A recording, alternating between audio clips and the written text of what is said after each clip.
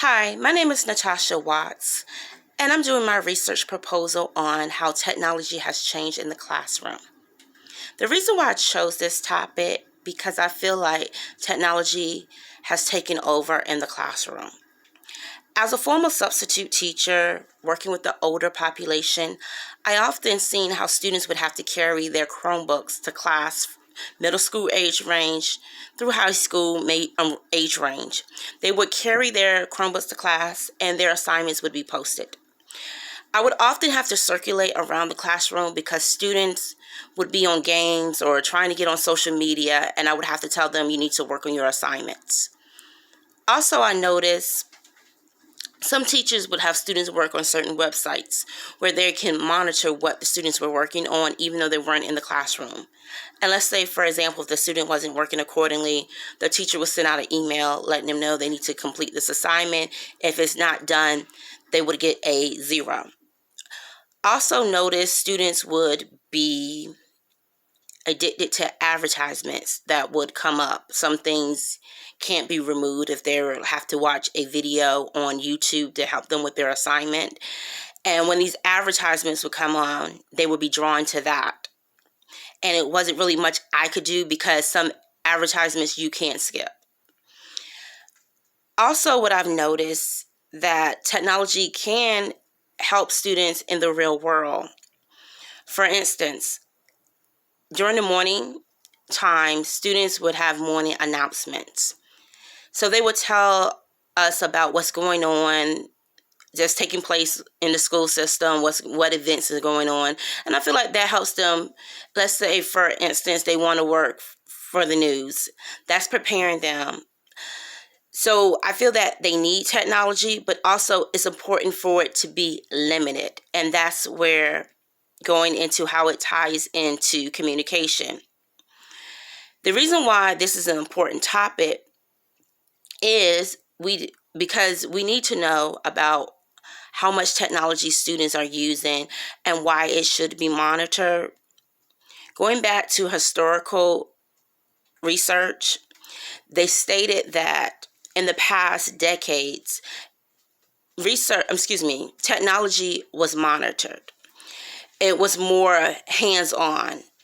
Students weren't learning just one way, but today is not a lot of hands-on, and I feel like it's important, and people probably feel this way too. Researchers from previous studies felt that students need some hands-on. They need group activities. They need more than just learning from their Chromebooks, because also this can have an issue with the way they communicate. If we're not doing a lot of one-on-one, staying in front of the class, talking, and we're just sending things through our Chromebooks and we're not interacting, we don't have, some of the students are not building great communication skills, and they need that for the real world. And also, they was stating in research how too much technology can cause students to be withdrawn because it's not a lot of interaction. They felt like students need interaction. They need interactions with their peers and teachers. Not saying they're not getting it, it's just they're not getting a lot of it. Versus in the past, it was more interactions, working with their peers, teachers, more talking. Today, teachers sometimes they don't teach. They have students to tell their students where to find their assignments on their Chromebooks, and pretty much they'll start their assignments on their Chromebooks, but it's not a lot of interaction with the teacher. So I feel that it's important for people to know this, and it's important for researchers like me getting into how technology has changed the education system, is to address why students should learn more than one way, why they need to be exposed to different methods in the classroom. Another thing I feel that is important is looking into the historical. They talked about how things should be monitored, but they never addressed, that was a gap. They never addressed how long a child should be on their device. for me conducting a study, I feel like it's important if a child, let's say for high school, they have blocks. I feel like for the half of the block, they should probably be on their device, but the other half of the block, it needs to be some other interaction, whether it's the teacher teaching, they're working on group assignments, doing some other things besides being on the Chromebook the whole entire block, because that becomes an issue. And I feel that that can cause a child to be withdrawn, and that can cause them not to be so social. Getting into the methodology of my study, I want to conduct a survey. I want to conduct a study in a high school public school. I want a small population, no more than 20 students I'm going to observe, but I'm also going to observe teachers.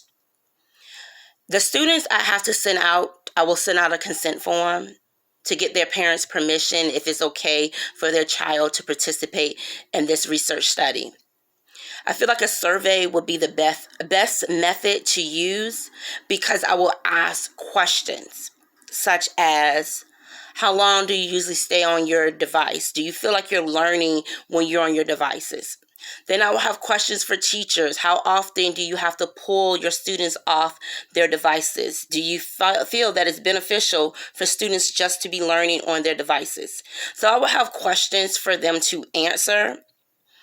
And this will give me a better understanding of what to include in my methodology. I feel like it should be conducted at one high school, and it should be boys and girls participate in this, and male and female teachers.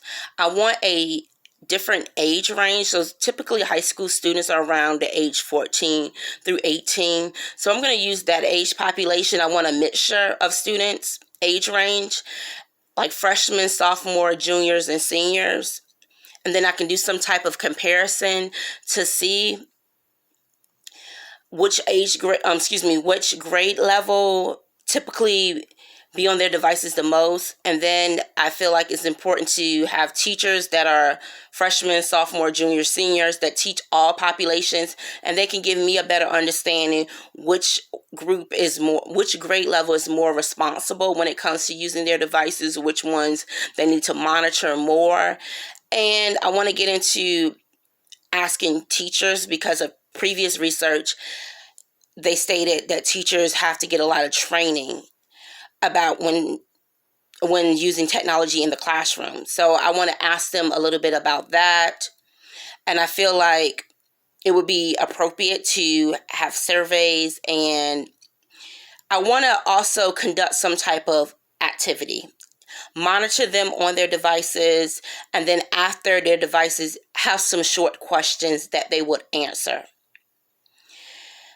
Also, I will be conducting a qualitative method. The reason why I'm using a qualitative method is because I'm not directly using any numbers. Mine is going to be more of observing the behavior. So I want to see, does technology causes poor behaviors with students, or I want to see more of, does it cause any poor behavior, distractions? What does the technology cause when students are on their devices? Do it help with their behavior? Let's say if a student has ADHD, does this help the student be more driven when it comes to learning?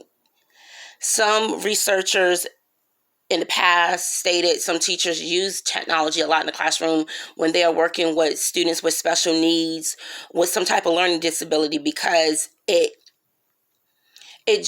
draws them back into class, versus if they were to teach all day, the student typically would show some type of behavior issues, which they don't typically see as much when they have the child on the devices. So I want to monitor the behavior. So I feel like a qualitative method would be appropriate to use. I don't think a quantitative would match this type of research I'm trying to do, and a mixed method wouldn't match either. So I want to monitor the behavior, and I also want to get into of what the qualitative is, taking away of some of the technology, monitoring it, like going back to what I was stating before, coming up with how to have the children on their devices for half of the class, but then half of the class not, and see, does that increase their behavior?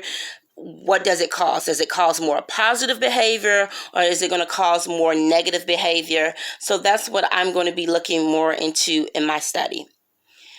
Getting into why I chose this study, will I continue to this study? I think I will continue this study with my research proposal, is because this is an important topic. This goes on today. Many of our students are learning on their devices. Everything is pretty much assigned on their Chromebooks, and due to COVID, students had to remote to their Chromebooks. Even if the teachers weren't using electronic devices before, they're now having to use it more. And I feel like in today's society, we are going to use it more. So I will continue after this class to still conduct my study on how technology has changed the classroom, because I feel that it's an important topic, and I feel that technology is going to increase.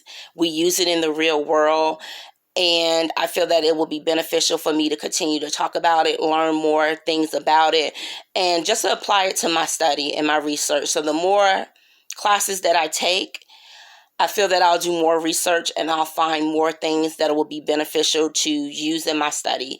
And I feel like it'll make me more knowledgeable, and I'll have a more better understanding of what's going on. So I will continue with this method, and I feel that it will be very beneficial, and people should know about it. And it's taking over more in the classroom each day. And I don't see us really limiting technology at this point due to the pandemic. So maybe in a few years, we might give students a little more to choose from, more methods to learn from. So I feel like this will be a beneficial topic. Thank you, and have a great day.